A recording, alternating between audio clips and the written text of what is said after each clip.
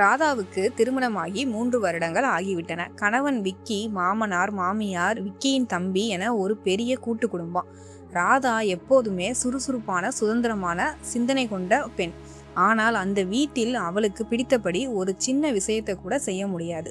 சமையலில் ஆரம்பித்து அவள் உடுத்தும் உடை வரை எல்லாவற்றிலும் மாமியாரின் தலையீடு இருக்கும். உப்பு கம்மியா இருக்கு, ஏன் இவ்வளவு லேட்டா எந்திரிக்கிற, துணியை ஏன் இப்படி துவைக்கிற என தினமும் ஏதோ ஒரு விமர்சனம் அவளை துரத்தி கொண்டே இருந்தது. விக்கியின் தம்பியோ எந்த வேலைக்கும் உதவாமல் எப்போதும் போனும் கையுமா இருப்பான். அவனது துணிகளையும் சேர்த்து ராதா தான் துவைக்க வேண்டியிருந்தது. ஒரு வேலைக்காரியை போல தன் வாழ்க்கை சுருங்கி விட்டதை எண்ணி ராதா உள்ளுக்குள் மௌனமாக அழுதார். ராதாவுக்கு ஒரு கட்டத்தில் கடுமையான மன அழுத்தம் உருவானது. யாரிடமும் பேச பிடிக்காமல் எப்போதும் ஒரு பயத்துடனே வாழ பழகினாள். தன் கணவன் விக்கியிடம் இதை சொன்னபோது ஆரம்பத்தில் அவன், எங்க அம்மா உன்னோட நல்லதுக்கு தானே சொல்றாங்க, கொஞ்சம் அட்ஜஸ்ட் பண்ணிக்க என்றுதான் கூறினாள். ஆனால் நாட்கள் செல்ல செல்ல ராதாவின் புன்னகை மறைவதையும் தன்னிடம் விருப்பமில்லாமல் பேசுவதும் அவள் ஒரு இயந்திரம் போல் வாழ்வதையும் விக்கி கவனித்தான். ஒரு முறை ராதாவுக்கு கடுமையான காய்ச்சல் வந்தப்போ கூட மாமியார் அவளுக்கு ஓய்வு கொடுக்காமல் வீட்டு வேலைகளை யார் கவனிப்பது என்று சலித்து கொண்டார். அது மட்டும் இல்லாம, நானும் நடிக்க கத்துக்கணும்பா, உடம்பு சரியில்லாத மாதிரி. அந்த வார்த்தை ராதா மனதை இன்னும் காயப்படுத்தியது. அன்றுதான் விக்கி தன் மனைவியின் நிலைமை புரிந்தது.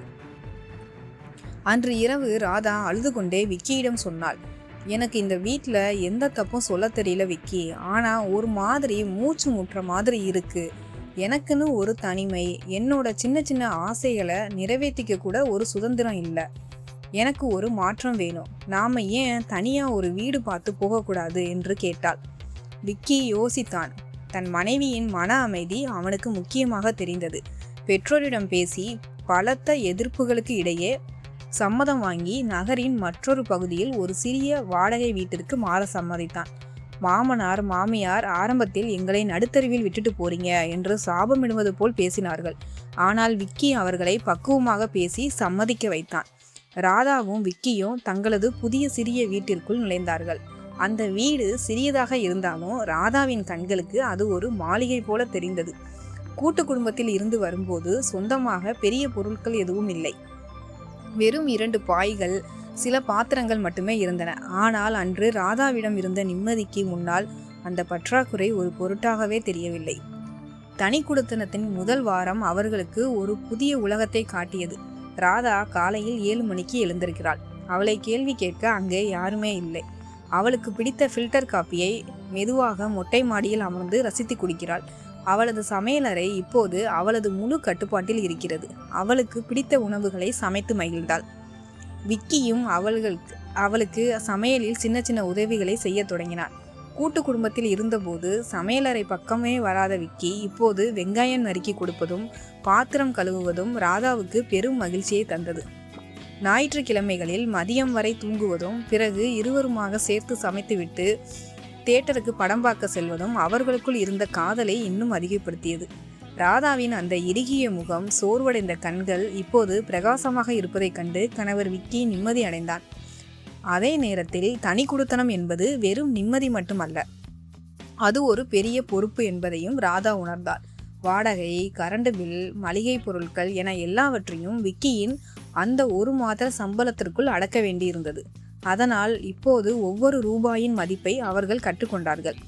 ராதா தேவையற்ற செலவுகளை குறைத்து விக்கிக்கு தெரியாமல் ஒரு சிறு சேமிப்பு உண்டியலை உருவாக்கினாள். அந்த சிறிய சேமிப்பு ஒரு நாள் விக்கியின் பைக் ரிப்பேர் ஆனபோது கை கொடுத்தது. விக்கி தன் மனைவியின் இந்த சேமிப்பை கண்டு பெருமகிழ்ச்சி அடைந்தான். முதலில் எனக்கு பயமாதான் இருந்துச்சு ராதா, தனி கொடுத்தனும் நினைத்து. அங்கு அம்மா கிட்ட மாத சம்பளம் கொடுப்பேன், அவ்வளவுதான். அம்மா தான் வீட்டு செலவு செய்வாங்க. திடீர்னு தனி கொடுத்தனா எப்படி தனியாக வீட்டுக்கு தேவையானதை வாங்குவது, பார்த்து கொள்வது என்று. ஆனால் உன்னை தனியாக கூட்டிட்டு வந்தது எவ்வளவு நல்லதுன்னு இப்போதான் புரியுது ராதா என்று நெகிழ்ந்து கூறினான். மிக முக்கியமாக தனி குடித்தனம் வந்த பிறகு விக்கியின் பெற்றோரான உறவு இன்னும் பலப்பட்டது. தூரத்தில் இருக்கும்போதுதான் பாசம் கூடும் என்பார்கள். அது ராதாவின் விஷயத்தில் உண்மையானது. மாதத்திற்கு 2 முறை ராதாவும் விக்கியும் தங்களது பழைய வீட்டிற்கு சென்று பெற்றோரை பார்த்து வந்தார்கள். முன்பு தினமும் சண்டை சச்சரவாக இருந்த அந்த உறவில் இப்போது ஒரு அழகான இடைவெளியால் மதிக்கத்தக்க அன்பு உருவானது. விக்கியின் தம்பியும் இப்போது தன் அண்ணன் இல்லாத பொறுப்பை உணர்ந்து வீட்டில் சில வேலைகளை செய்ய பழகியிருந்தான்.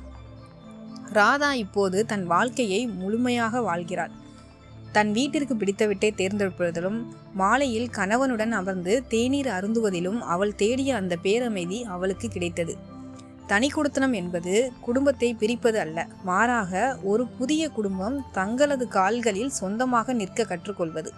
கூட்டு குடும்பத்தில் நிம்மதி இல்லாதவர்கள் தங்களது சுய மரியாதையையும் மன அமைதியையும் மீட்டெடுக்க தனி குடித்தனம் ஒரு சிறந்த வழி என்பதை ராதாவின் வாழ்க்கை உணர்த்துகிறது.